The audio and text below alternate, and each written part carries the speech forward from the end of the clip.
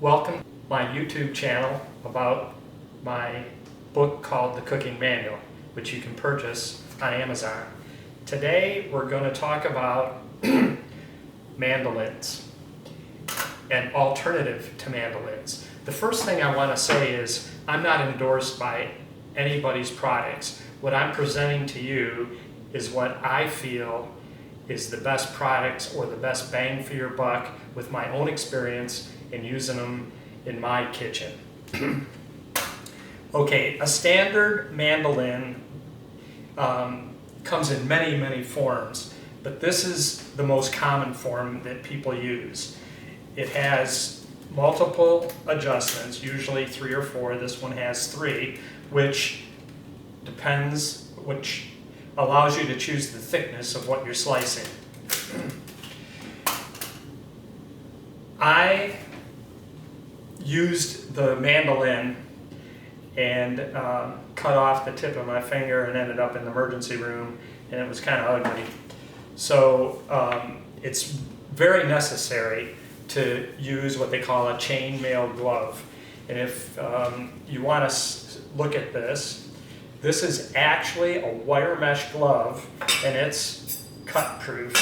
So you put this on, and you want to put it on the hand that's your dominant hand, that you're going to be driving the vegetable into the mandolin. So this gets strapped on and snapped in place. And basically, when I'm doing a carrot, of course, cut the end off. I usually get a little bit of the tip. Here's another neat device. Some people think they're old-fashioned, but I buy mine that are made in Switzerland, and they're surgical steel, and they're a little more expensive than the ones you would get from Oster or various other places, but when you cut, they just take a really nice slice right off the skin without going too deep and getting rid of the oxidized outside layer. Now with a standard mandolin, you would hold this like such. You can use a device like this if you've got something bigger like a potato and you're going to make potato chips. But for a carrot, I basically just go across, and basically you're making carrot chips that can be put into soup or stew, a vegetable plate or whatever. More expensive mandolins will give you the opportunity to change the blade or to put grids in so you can make like French fries or matchsticks, something like that. I do not use this anymore. I use a device made by Dash, and I'm going to show you how this works. This is a unique device. It has suction cups on the bottom, so when you plant it, actually, let's do this. It goes on and it stays in place.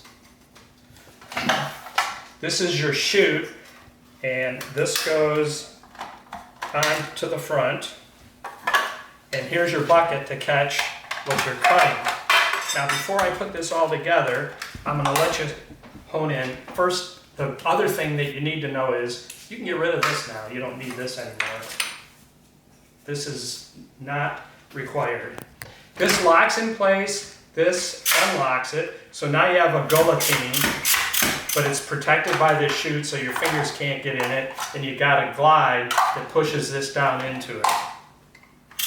The one thing I want to show you on the back of this, if you can see, is this is the thickness of what you're cutting, and it's conveniently done in millimeters. So you can go from 1 to 2 to 3 all the way around and anywhere in between. There's probably 40 selections of thickness.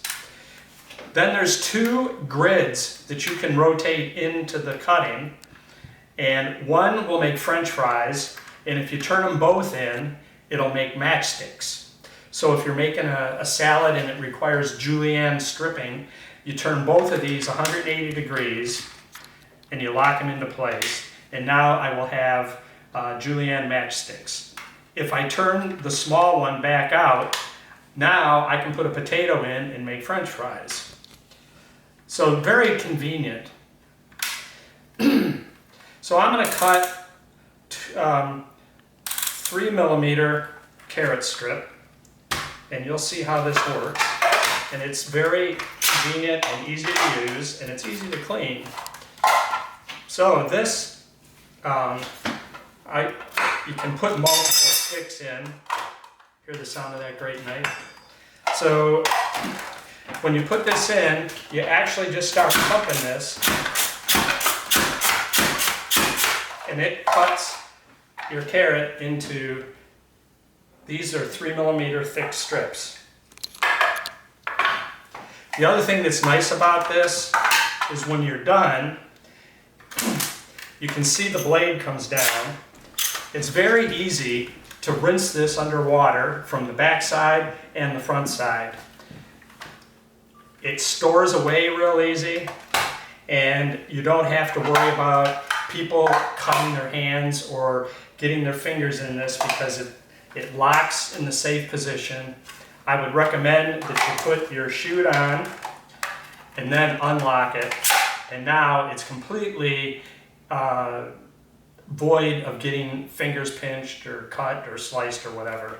And then you just, again, rotate it out, you put your chute underneath, and it's as simple as punching this down. The only disadvantage is if you have to make long strips like a zucchini or an eggplant, you still need one of these to go in angled like this to make a longer strip piece of vegetable, like if you're making a vegetable lasagna or something like that. But at the end of the day, this will do 90% of the job quicker, easier, with multiple functions built in without having to change blades, without having to use armor or holding devices. So the only time I use that is if I have to make long ribbons. Other than that, this is my go-to. Thank you for visiting my channel. If you like this content, give me a thumbs up and subscribe. If you have any suggestions in the comments below and you want to learn something different or a tool that you're not sure about, ask in the description comment below and I'll be glad to answer your questions. Thanks for watching.